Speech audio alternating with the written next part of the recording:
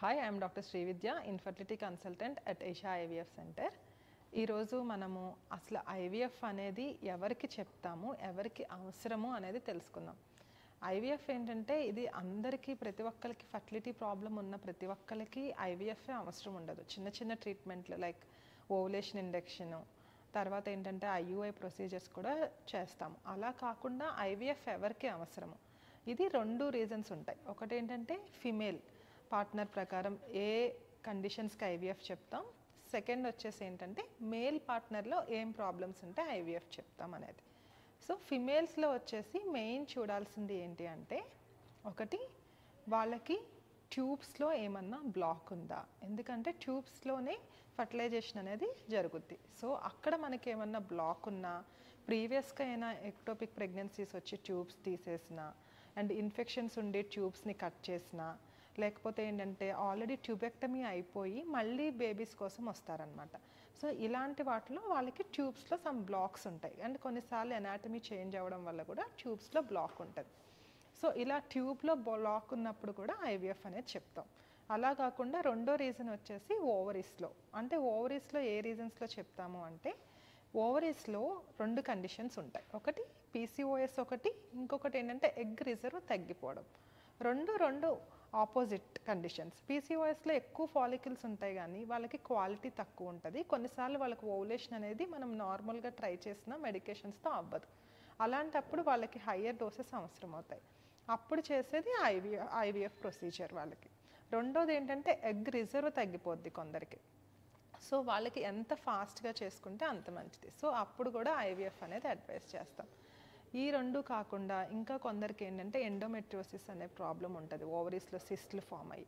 So వాళ్ళకి surgery తర్వాత reserve ఇంకా తగ్గిపోయే ప్రమాదం ఉంటుంది. సో అలాంటి వాళ్ళకి కూడా ఐవీఎఫ్ అనేది చెప్తాం. ఇవి కాకుండా కొందరికి గర్భసంచిలో ప్రాబ్లమ్స్ ఉంటాయి, లైక్ ఫైబ్రాయిడ్స్, పెద్ద పెద్ద ఫైబ్రాయిడ్స్ ఉంటాయి, వాళ్ళు సర్జరీకి వెళ్ళాల్సి వస్తుంది. సో తర్వాత కొన్ని రోజులు వెయిట్ చేయాల్సి వస్తుంది.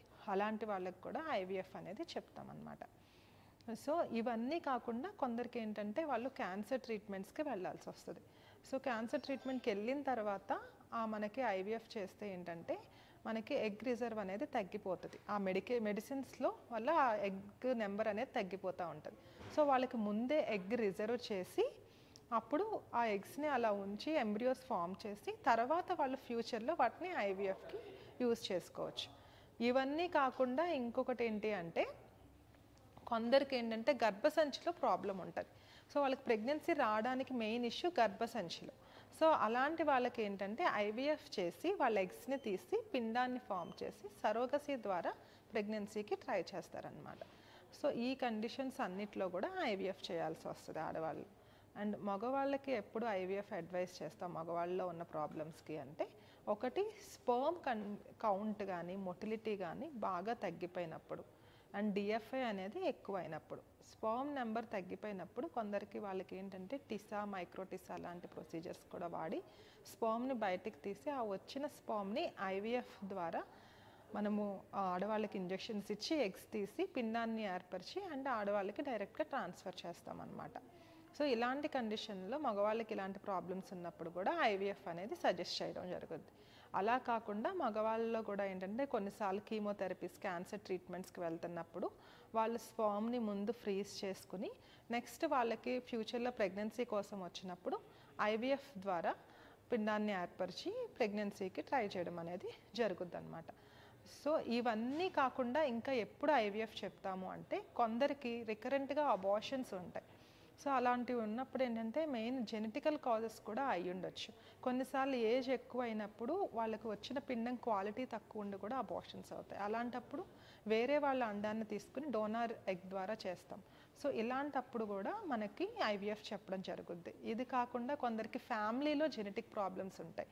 ఈవెన్ ఇప్పుడు ఏంటంటే కొందరికి బ్రెస్ట్ క్యాన్సర్ ఫ్యామిలీలో రన్ అవుతున్న, ఓవేరియన్ క్యాన్సర్స్, కొన్ని అదర్ క్యాన్సర్స్ ఫ్యామిలీలో జెనెటికల్ ప్రాబ్లమ్స్ ఉన్న వాళ్ళకి ఏంటంటే మనం ముందే పిండానికి జెనెటిక్ టెస్ట్ చేసి ఏ పిండంలో అయితే ఆ జెనెటిక్ ప్రాబ్లం లేదో ఆ పిండాన్ని మనం ట్రాన్స్ఫర్ చేయడం జరుగుద్ది. సో ఇలాంటి కండిషన్స్లో కూడా వాళ్ళకి ఐవీఎఫ్ అనేది మనము అడ్వైస్ చేయడం జరుగుద్ది. సో మీకు ఇప్పుడు క్లియర్గా అర్థమైందని అనుకుంటున్నాను ఎవరెవరికి ఐవీఎఫ్ అవసరమో అని. ఇవే కాకుండా ఇంకొకటి ఏంటంటే అన్ఎక్స్ప్లెయిన్డ్ ఇన్ఫర్టిలిటీ అని అంటాం. అంటే వాళ్ళకి అన్నీ నార్మల్ ఉంటాయి కానీ ప్రెగ్నెన్సీ రాదు, అంటే there is some quality issue ఎగ్లో కానీ స్పర్మ్లో కానీ. సో అలాంటప్పుడు కూడా ఏంటంటే 3 IUIs అయిపోయినాయి అయినా ప్రెగ్నెన్సీ రావట్లేదు అంటే కొన్ని టెస్టులు చేసి వాళ్ళకు కూడా నెక్స్ట్ IVF అనేది అడ్వైస్ చేయడం జరుగుద్ది.